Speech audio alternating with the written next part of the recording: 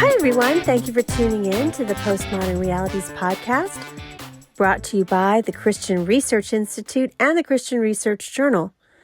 I'm Melanie Cogdill, managing editor of the Christian Research Journal. It's July 2022, and you are listening to episode 297, which is a conversation about the Apple TV Plus series Severance. On this episode, I'm joined by Dr. Joshua R. Ferris, who has a PhD in theology and religious studies. Dr. Ferris is also Humboldt experienced researcher at the University of Bochum, focusing on biologically engaged theological anthropology. Joshua has written an online exclusive television series review for the Christian Research Journal, and his review is called, "Why Are We Down Here Still Working in the Dark?" To read his review, you can do so for free if you're a subscriber to the Christian Research Journal at our website, equip.org. If you don't already subscribe and would like to read this review, please subscribe to our journal, and one of the perks for doing so is getting access to all of our exclusive online content. Joshua, it's good to have you on the podcast. Hey, good to be with you, Melanie.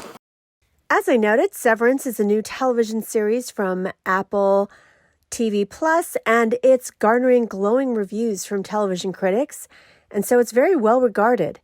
Severance is a thoughtful sci-fi adjacent series, I'd say, and last week it received several Emmy nominations, including one for Outstanding Drama and one for Adam Scott, who is an actor who plays Mark, who's one of the main characters in Severance. And Adam was nominated for Outstanding Lead Actor in a Drama Series. And it also received some other production type of nominations. But one of the interesting facts to me about Severance is that one of the executive producers is Ben Stiller, who is very well known for comedy. And as a matter of fact, the lead actor that I mentioned, Adam Scott, he's also known as a comedy actor, and this is a drama. And most recently, Adam Scott was known for the NBC series The Good Place as one of the demons, and we did cover The Good Place, so if you're a newer listener and missed that episode, look for Postmodern Realities episode 138. That was a while ago, and we covered The Good Place. But first of all, I'd like Joshua to give our listeners a bit of an overview of Severance. So what is the basic storyline of the series, and what is the context that Severance is in? And tell us a little bit about some of the characters. Good. Yeah, thank you, Melanie, and thanks for inviting me. I appreciate it. I loved this show. It is a rich show, and the basic premise is something like this. There's this corporation called Lumon Industries, and they have what's called this Severance, a medical operation. And this is philosophical or conceptual problem that kind of starts off the show. And so the medical procedure basically, somehow it separates your work life and memory from your non-work life or your personal and family life or home life. And so there's these employees that it focuses in on who have chosen to go through this medical procedure where they sever their sort of their perspectives, such that when they are working for Lumon Industries during the day, they cannot remember what they did at home. There is no memory, there is no recall, there's a complete disconnect, or severance, as the show is called.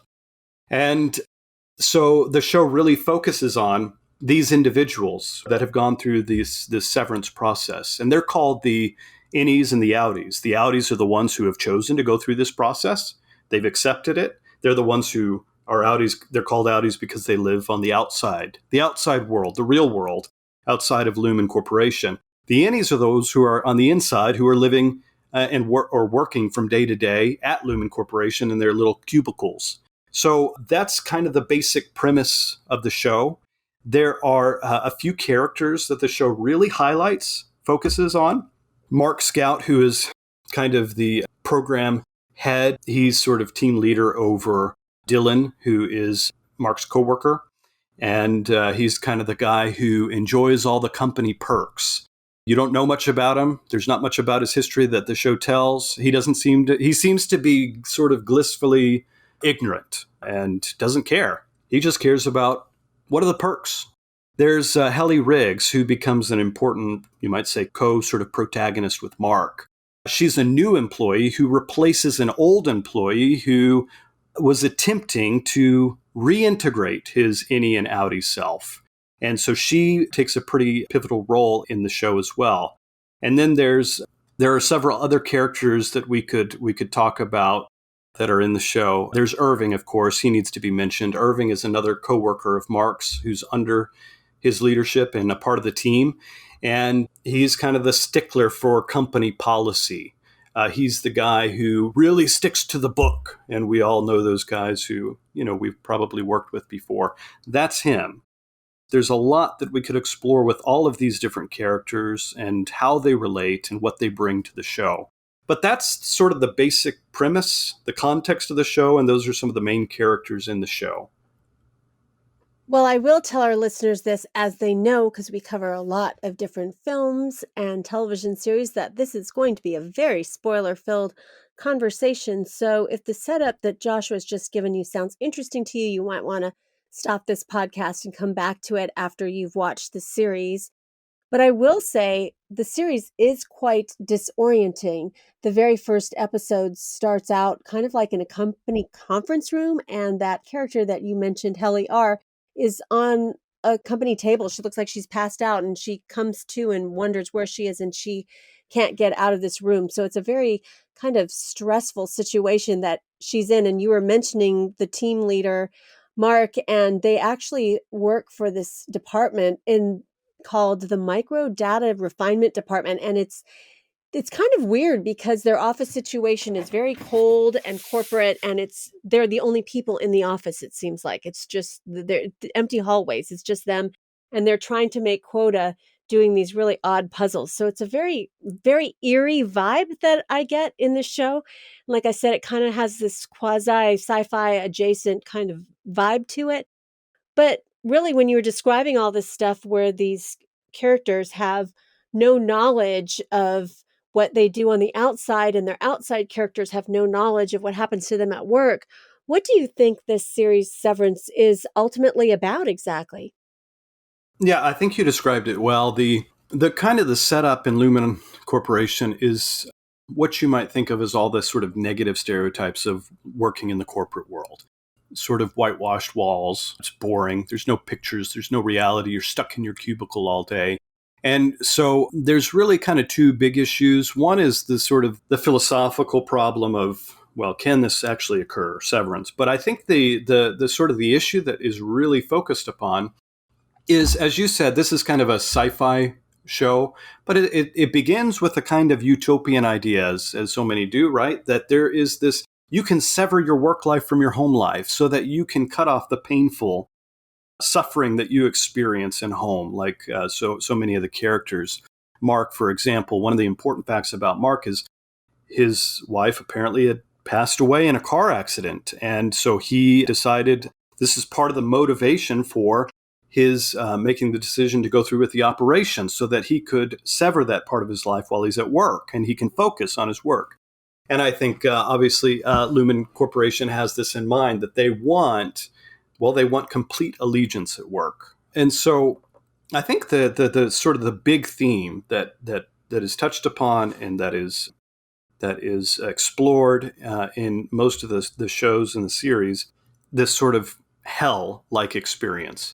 What starts us off as a utopia becomes very quickly a sort of dystopian nightmare. And so hell is actually in the name of one of the episodes. And there's a question about, well, how do I get out of here?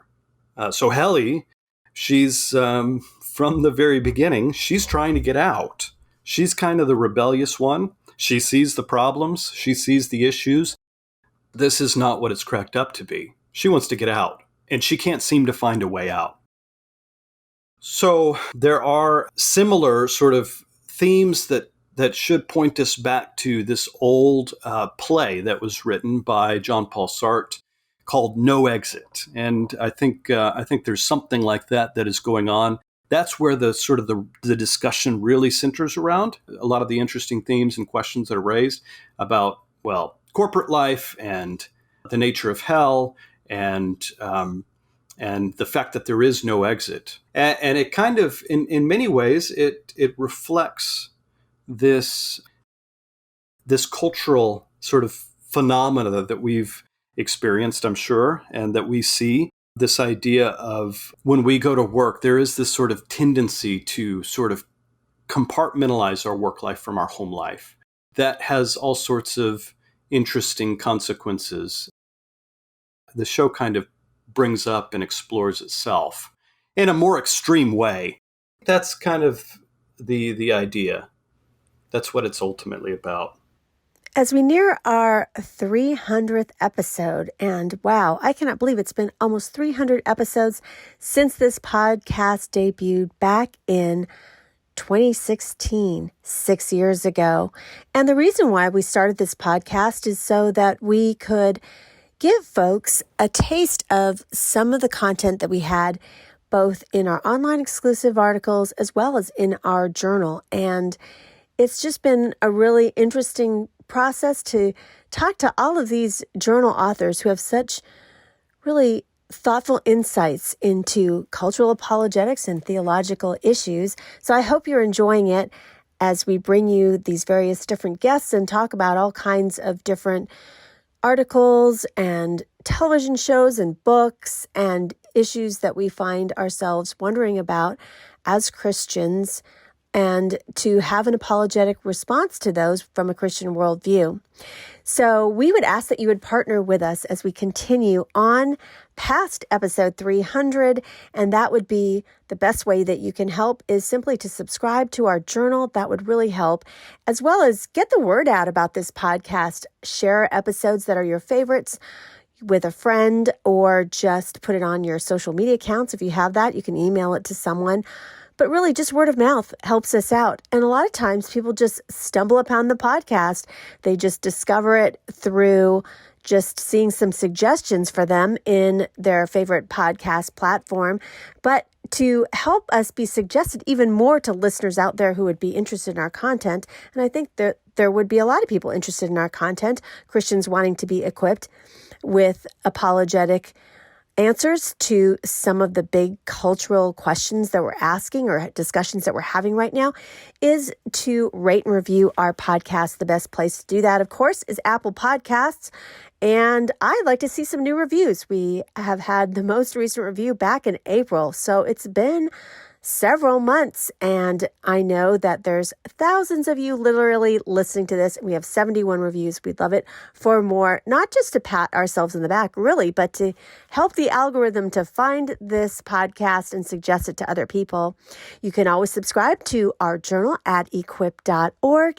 And if a journal subscription is not in your budget, which is $33.50, which gets you the journal, that's the print edition, straight to your door. Now, print articles that we talk about on this podcast are not up on our website, although we have many thousands of previous articles up there, but they're not on our website for quite some time. You will get access, though, to all the online exclusive articles that you hear about on this podcast. But again, if it's not in your budget to subscribe right now, please consider giving us a tip. You know, the cost of maybe a coffee out or something small that you usually treat yourself to, we'd appreciate a tip for that, like $3, $5, $10. You can do that at our website, equip.org. Go there, see the tab that says magazine. Click on the drop-down menu, go to Postmodern Realities Podcast, and literally at the landing page of any one of the almost 300 episodes, you will scroll down and find a link to give us a tip. So thank you for partnering with us, for telling people about us, and also just for listening every week. We're grateful. Well, one of the themes, there are just so many themes here that you're right in the show that you were just mentioning, was the idea of work. And this is kind of fascinating, actually, and I sent a copy of this article to my son who works in Silicon Valley, but there was an op-ed in the New York Times back at the end of May, and the title of it is, "When Your Job Fills in for Your Faith, That's a Problem." And they talk about how basically a lot of the tech companies in Silicon Valley are trying to have your work life become your life. and everything about it. It's not just a 9 to 5 job there, but you have these really long work weeks. So everything is there. Your company is there, your clubs are there, you do everything there.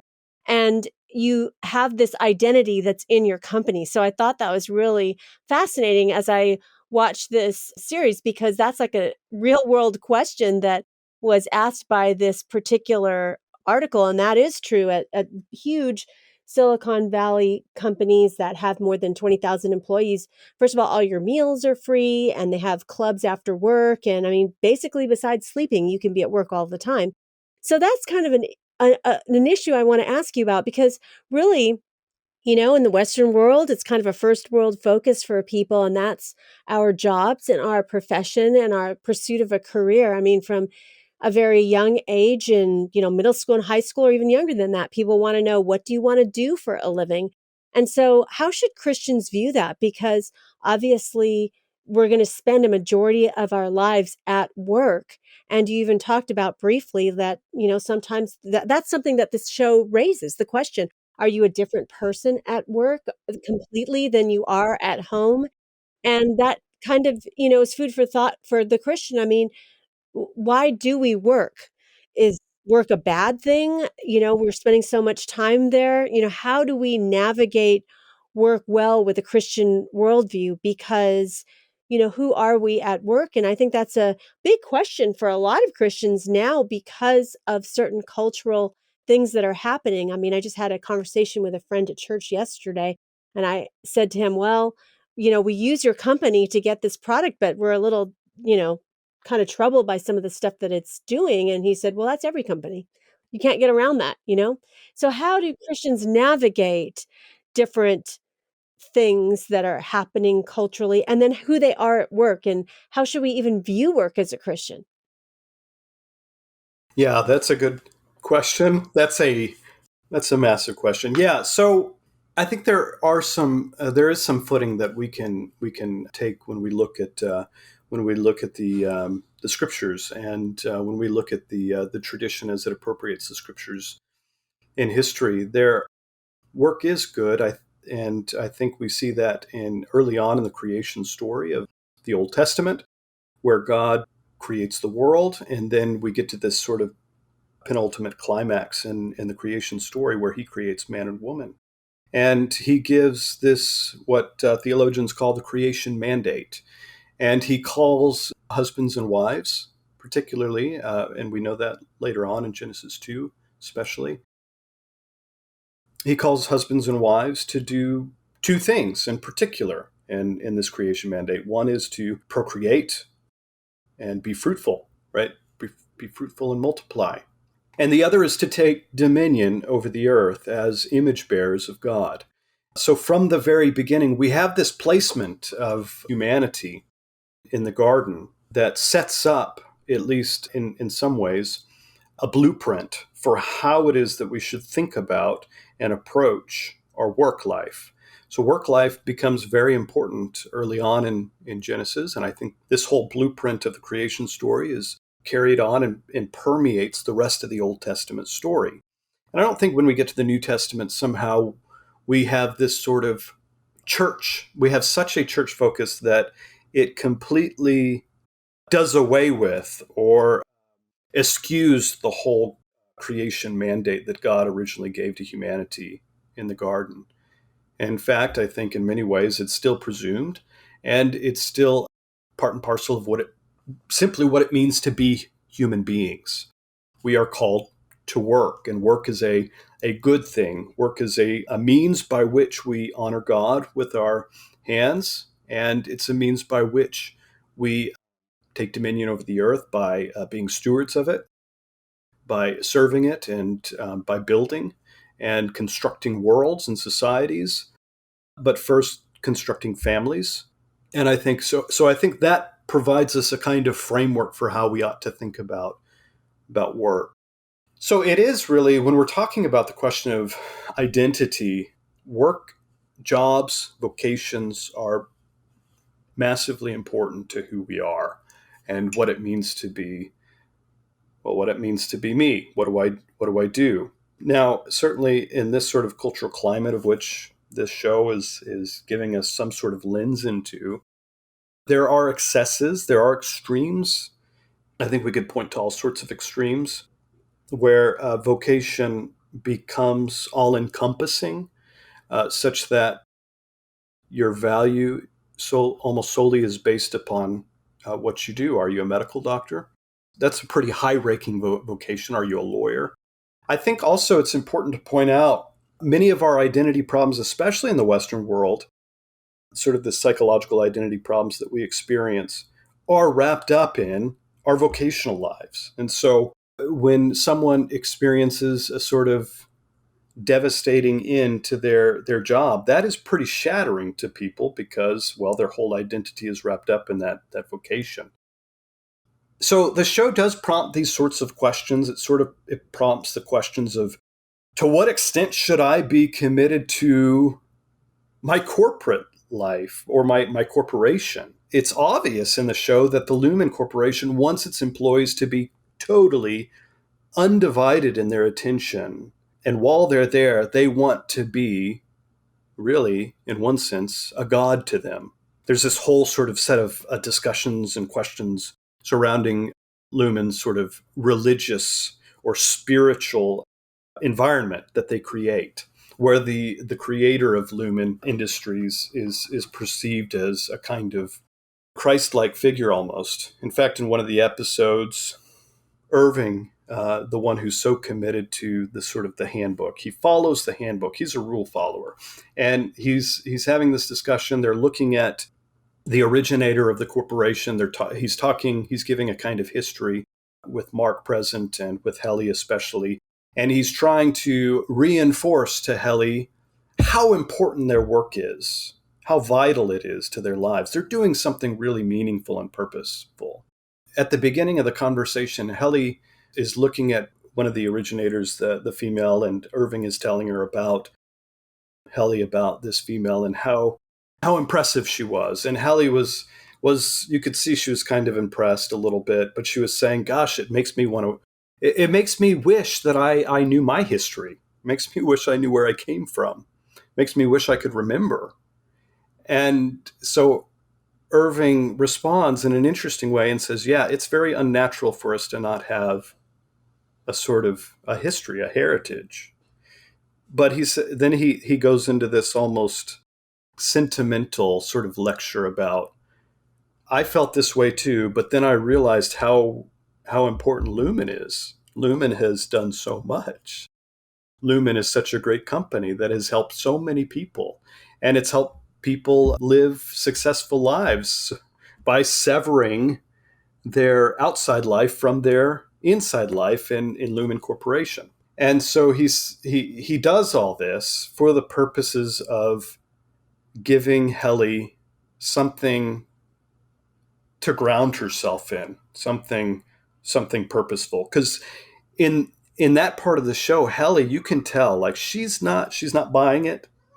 She doesn't think that working for this corporation is meaningful at all. And in fact, at some point in the show, she goes to the extreme where she tries to take her own life because of how meaningless this work is. I say all that to say that there's a lot of questions that the show prompts that give us a sort of lens into the culture as it stands and how important work really is to us. And as you said, how important it is to us in the Western world, how it wraps our identity up in such a way that for many people, it is nearly all encompassing. So what they are is what they do at work. If they're a doctor, a lawyer, that's what they are, and that's what their value is. And that's all they do. This, I think, certainly does lead to certain consequences that creates a kind of bifurcation that the show reflects, a bifurcation between their home life and their work life. So we know lots of examples in culture where we've had successful people in their work life, very successful, but they completely sever their lives from their home life.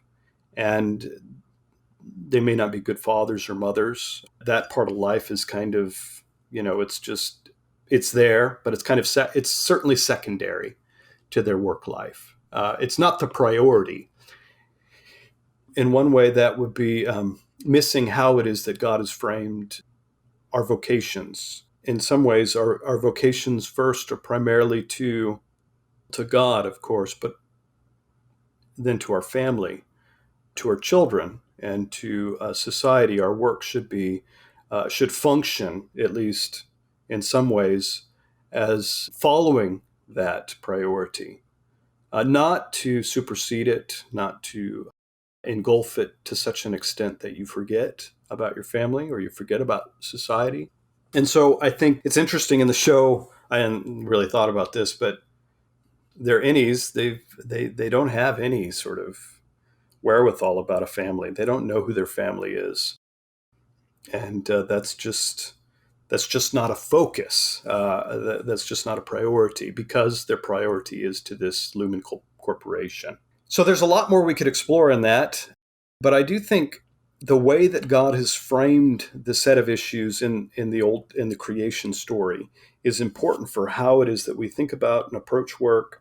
And some of the excesses or extremes that we find in the show really do mimic some of the things that we see going on in culture already, in the ways that we make an idol of our work rather than using our work as a way to serve both God, our family, and the rest of society. And so I think there's a kind of ordering that God gives to us in the Old Testament scriptures that are important for how it is that we should approach work. Well, earlier in this podcast, you mentioned the play by Jean-Paul Sartre that's called No Exit. And I want to ask you about connections between that and Severance. I actually thought also of that play when I watched this, and I kind of would describe this show as really very winsome, apologetic for existentialism. And I do want to mention to our listeners that a few years ago, we did an article in our print journal that's now up for free on our website, equip.org, just talking about the resurgence of existentialism now. And particularly in this play, it talks about hell as people, really. And does Severance kind of mimic this particular line from No Exit by Sartre?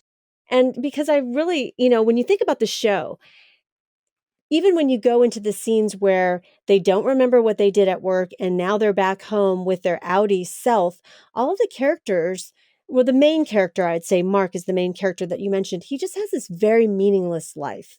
He's kind of struggling with alcoholism. He's just down and out since his wife died in a car accident. And then he has interactions very close to his sister, but he just kind of like doesn't really like his brother-in-law who's there, part of his life. And so and he lives in this nondescript house or apartment that's been subsidized by Lumen. So it just seems like every one of the characters that they're following, even the character that you mentioned, who Irving, who is the real, just kind of almost has a religious fervor about Lumon Industries, in his Outie life, he just lives this solitary life that's just has no meaning.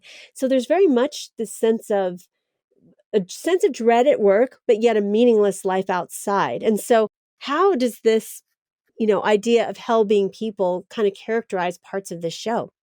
Yeah, that's a big question. So I think that's an interesting dialectic that the show puts forward in a very sort of potent way. It is interesting that in both cases their lives are just meaningless. Their lives begin in a kind of meaninglessness, or at least in a kind of pain that kind of, at least for Mark, kind of consumes him, which is the originating sort of motivation for him to go through with this severing operation.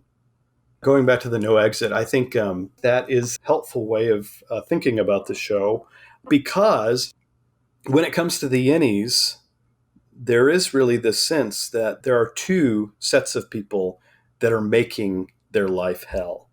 One is the corporate leaders that are above them, that are forcing them into this kind of servitude, or this kind of, you might even call it a kind of slavery, where they're working for Lumen. The other set of people are really, well, they're outies. Their outies have put them here in one sense. Their outies made the decision to sever them so that they have to live in this meaningless existence. And they're kind of, Helly's really upset with her outie. Ironically, I mean, they're the same person. It does raise this interesting, weird kind of tension. How is it that the innie could be upset with the outie if they're the same self? But she is, and there's this particular scene where they have this exchange back and forth. The innie's upset with the outie for making this decision, and the innie Helly, tells outie Helly, I want to get out of here. And outie Helly records a video recording and responds back to the innie Helly and says, no, you can't. Your request is denied. And so there is this sort of like hell that's created between the innies, the Lumon heads, as well as their own outies. They create the hell for them in one sense. But I think on a more profound level, if in fact these selves are truly a singular self, if Helly is Helly, both outie and innie, then in a more profound sense, the hell is not only other people, but hell is in us. And the show, I think, takes us some direction of sort of capturing that idea in this sort of second person way. We can kind of experience it through the characters. Hell is in them as well.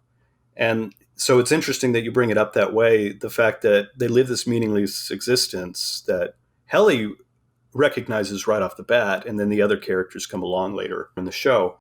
But also in their home lives, they live a kind of dark, dreary, sort of depressed, meaningless existence. So it's interesting that both the internal and the external kind of manifest something similar.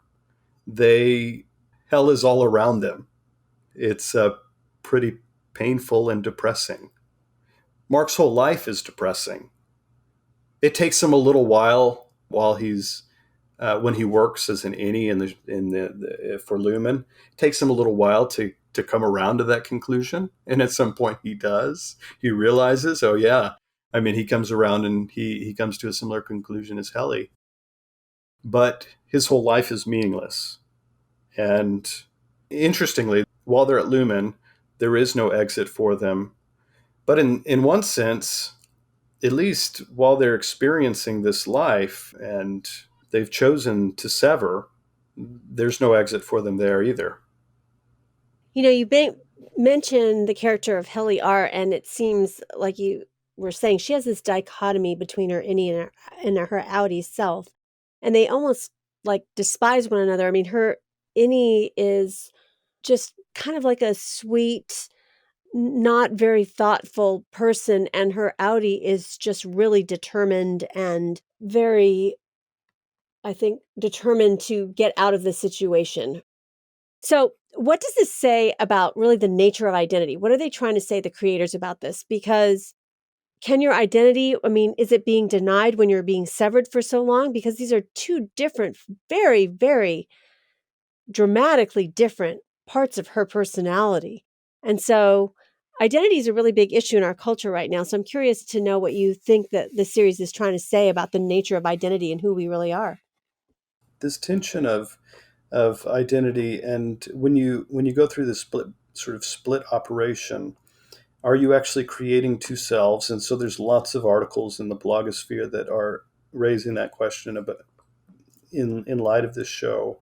Or is it, and this is something I talk about in the article, or is it something where there's sort of just split perceptions that are, and in many ways, don't overlap? And so they can live sort of these distinct paths of existence. But it does raise other questions about the nature of identity, particularly as you're talking about when we think about contingent identities like work and how we tend to compartmentalize parts of our lives rather than seeking to integrate them in a way that our work life is somehow at least subservient to our home life, our family life. it does raise a question about that. There is a point in the show where Mark's brother-in-law sends him a gift, and it's a gift. He's an author. He's just written this self-help book. He's published it. He's really excited about it. And he gives it as a gift to Mark to read. The gift is intercepted by Miss Cobell. Miss Cobell is the boss in Lumon. She oversees the team. She oversees Mark. She's kind of this cold, calculated figure that is uncaring, not the motherly type that we long for. She's the cold, uncaring boss who doesn't really care about you. She cares that you get the job done, right? So somehow Miss Cobell has this unified perspective inside Lumon as well as outside, and she so happens to live next door to Mark, and so she's kind of keeping an eye on him, keeping tabs on him to make sure there's no way in which he finds out about what goes on the inside and vice versa. She's kind of a gatekeeper or something, you might say, to keep those worlds separate. And so she intercepts the book. It ends up at Lumon, and somehow the Innies, while they're at Lumon, they find the book and they get really fascinated because they haven't read anything beyond the handbook, the sort of religious text of Lumon. And so they start reading this self-help book, which from their perspectives, they perceive as a gold mine of wisdom. So they start reading it, and there's a line in there that's important. It says something to the effect of, once you realize that your job needs you more than you need it. And this sort of the Innies experience this sort of light bulb moment, and this is a kind of transition in this series where they all sort of are beginning to come together. They're beginning to be sort of united on the same page in their attempts to find an exit, to get out, because they all realized, yeah, this is really meaningless. And so that moment, they realize that their identity is more than their work. Their identity is more than the existence of Lumon. There really is a world out there. At this point, they begin to realize that they've been in the dark a long time. And so now it's time to get out. And so Mark does raise this question, why are we still down here? Why are we down here still working in the dark? It kind of points us back to the sort of Platonic sort of allegory of the cave analogy, where we all know the story of the allegory of the cave, where they're in darkness, and the idea is to have sort of this enlightenment, sort of revelational experience where they come out into the light and they can see the real world, of which, for Plato, philosophy is the means by which you arrive at the true light. And so there's this moment in there, and that sort of dialectic is at play as the Innies are experiencing and raising the question about, what's the point of my existence and who am I really in relation to Lumon? And so they realize, I'm more than Lumon. There is something more to this life than my corporate existence.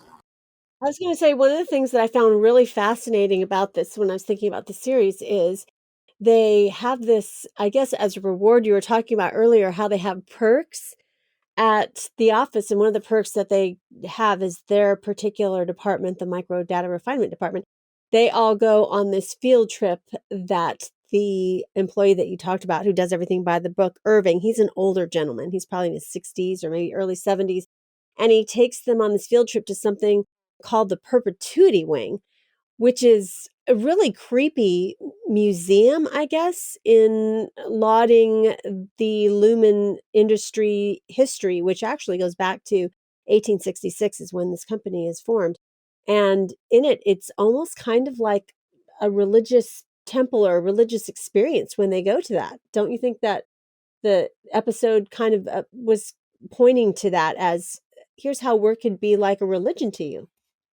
We see this initially in episode 3, where Irving, you brought up, Irving makes this sort of statement. This may be one of the most sort of revelatory statements that he makes about his own character. He says, everything we do here is important. He starts going into this lecture about the place, and he talks about, at one point, I don't think I mentioned this, sees the statue, the originator, the creator of Lumen, and she exclaims, Jesus. She says, Jesus. And Irving corrects her and says, no, Kier. Kier's the originator. And for Irving, he's like, this is where it's at. Kier is the savior of the world in the sense that he's the one who's come along and he's the one who's done all this good for humanity, including this sort of severance operation. So I think that's an important scene there where Irving is pointing us to the fact that Lumen is their religion. It is something. It is all encompassing, and that's where they find their meaning and purpose in life. And so then he goes on to expound upon the whole soul of Lumen as being a life and home for Helly and the others. Interestingly, we see that in the culture as well, where many corporations are describing work and their coworkers as family. So this is a common theme in many corporate jobs where they will talk about one another as family, which is kind of, I guess you might see it as kind of nice in one sense. They're trying to create sort of meaningful bonds between coworkers. But the fact of the matter is that corporate is not family. It's not certainly what the Bible describes as being our central sort of identifying community. And it's even more than that, it's certainly not church. So the Severance story really does pick up on this. And it picks up on this identity, religious identity question, the one in whom we find our identity. There's an interesting exchange between Mark and Irving in this conversation where they're discussing Kier as kind of this redemptive figure. And Irving lectures Mark on the meaning of life. And he goes on to actually rebuke Mark in a way because he's taking these things way too lightly. For Irving, it's like, this is all it's about. This is serious stuff here. Don't take this lightly. Helly is struggling. She needs to find meaning. And so he says she's, quote, starved for meaning. And this is supposed to satisfy her. This allegiance to Kier and to the Lumen community. But interestingly, Helly, as is consistent with her character, she sneaks out and she tries to get out of there. She sees it for what it is. This is no good. This is not meaningful. And so she tries to find an exit once again. Well, how does this series ultimately help us think about Christianity? I mean, how can this series be a springboard for the Christian apologist to talk to viewers about spiritual things and engage issues in our culture? Yeah, I think so. One of the ways this really helps us think about Christianity or think about Christianity in relationship to culture is in some of the ways that we've described already, using this as a lens for understanding the culture, using this as a second personal way in which we can experience the life of people in the culture and how it is that they are approaching their own work life and their own identity in relation to their work. Interestingly, when we think about it and when we look at the characters, there are these sort of signs of life that I think are sort of prompts for pointing us to God, or at least for reflecting more deeply on the inadequacies of our own work, the insufficiency of our work identity in and of itself. I think the show kind of illustrates that in a way by pointing us to something else that is out there, which at the end of, we start beginning to see that the Innies, maybe they found a way out into the outside world. There's still a question that I'm sure they're gonna get to in the next season, but have they really found a way out? But they're certainly determined to get out because they realize there is something more. But whatever that more is, certainly isn't really resolved in the show. The show gives us pointers. It gives us signs that help us look outside of ourselves or look outside of our work life. But it doesn't resolve those questions. It's kind of like Platonic thinkers, the Cambridge Platonists, they talk about these golden threads in creation. These golden threads are kind of signs or pointers to God Himself. And for many, they find the resolution in Christ, the one who truly reveals God. But there are these golden threads that we find throughout nature, God's creation, that are pointers or signs of the divine that point us beyond ourselves and beyond the creation itself to its creator. And so I think in many ways the show serves to give us a second person experience of people in their lives and how they're relating to their work life, their home life. And it helps us, or it provides prompts or ways of discussing with people the true meaning of life itself, and why what it is that we truly want or long for deep down, which is found not in our work and not even ultimately in ourselves, but outside of ourselves. And so I think the show helps us to ask those kinds of questions because it illustrates so well not only the corruption, corporate, to some extent, corporate life, and the corruption of our sort of compartmentalizing tendencies, but also just the inadequacies of work itself without a meaningful framework that points us to the Creator God and the Redeemer of that creation.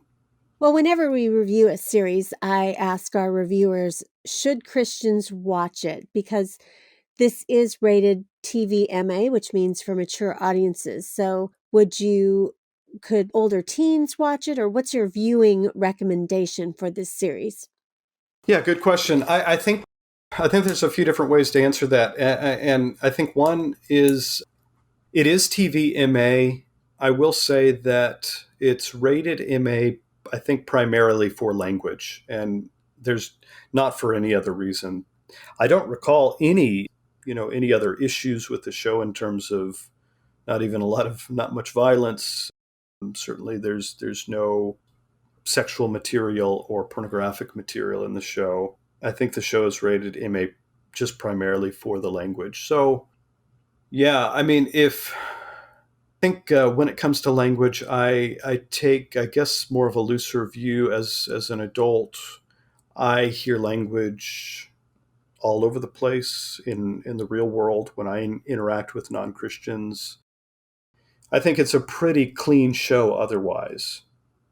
That is well written. It's philosophically rich, and it provides a lot of food for thought as a Christian, in as a thoughtful Christian who's trying to engage with the culture and trying to raise questions about our work life and how it is that we integrate our work lives and our home lives, how it is that we order our lives in a godly way that is honoring and virtuous. So I think there's much more to be gained than to be lost.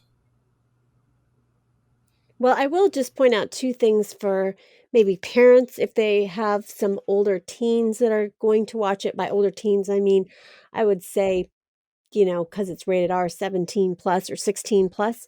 And that would be there is the obligatory LBGTQ queer storyline, but it is very it is between senior citizens and it's not showing anything. So just be aware that that theme is in there and it's not central particularly to the story.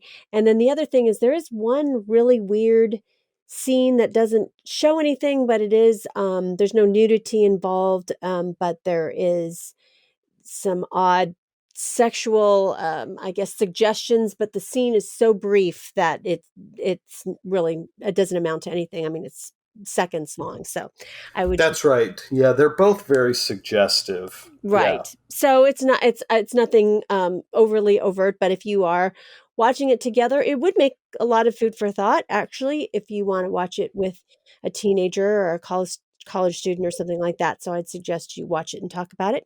Well, finally, on a much lighter note, Joshua's a new writer for us, so I have some fun rapid fire questions for him that we ask our authors so that our listeners and readers can get to know our authors better. So, Joshua, what's your favorite meal? Indian food, curry. Early bird or night owl? Night owl. Introvert or extrovert? Bit of both. I would say introvert more so. And would you say you're highly organized or more spontaneous and go with the flow? Highly organized. Well, thank you, Joshua, for being a guest on the Postmodern Realities podcast. Good to be with you. Thank you. You've been listening to episode 297 of the Postmodern Realities podcast, brought to you by the Christian Research Journal. Today's guest was Dr. Joshua Ferris. He has written an online exclusive television series review for the journal. His review of Severance is called Why Are We Down Here Still Working in the Dark? And our subscribers can read this review for free at our website, equip.org. Now, if you don't already subscribe, you'll want to head on over to equip.org because you will want to subscribe for $33.50. And one of the benefits you receive is to get access to all of our online exclusive articles.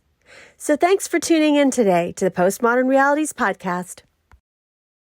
Stay connected with the Christian Research Institute and all the new content we have coming your way.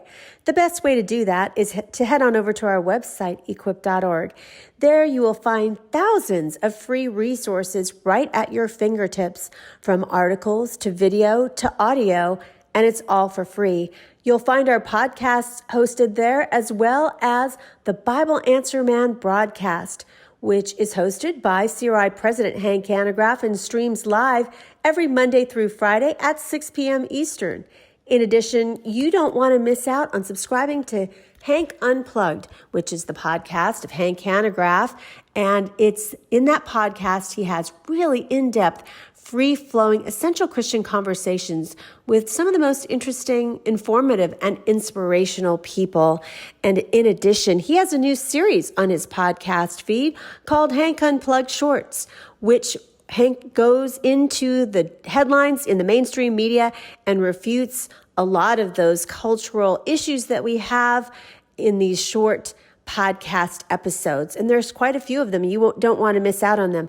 Now, if you want to find some of this at other places where it's all in one place, really subscribe to our YouTube channel. It's a great way to get all of our content there, our podcasts there, and different individual questions theologically that people have that Hank answers at our YouTube channel. Now, you might be thinking to yourself, I don't know how to subscribe to YouTube. I don't have a YouTube account. Well, actually, you might just have a YouTube account. If you have a Gmail address, you have a YouTube account. Just log into YouTube with your Gmail address and search for Bible Answer Man channel, and please become one of our subscribers. In addition, if you see that bell icon right there on our front page, please click that, and every time that we have new content, you will receive a notification that new content is up on our channel for you to be able to consume. So thank you so much for the ways in which you partner with the Christian Research Institute. We are grateful for you listening and reading and watching.